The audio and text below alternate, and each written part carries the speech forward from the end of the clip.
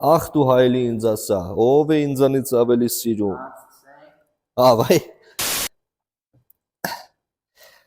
Մեր այսօրվա հյուրին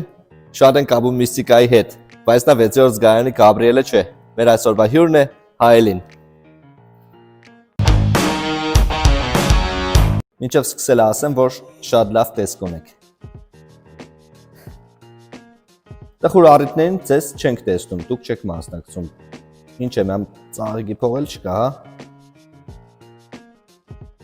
Հեճեղել է մեկը մի երկար նա է, հետը թեմա բռնեք։ Շատերի պաղնիկում դուք կաք։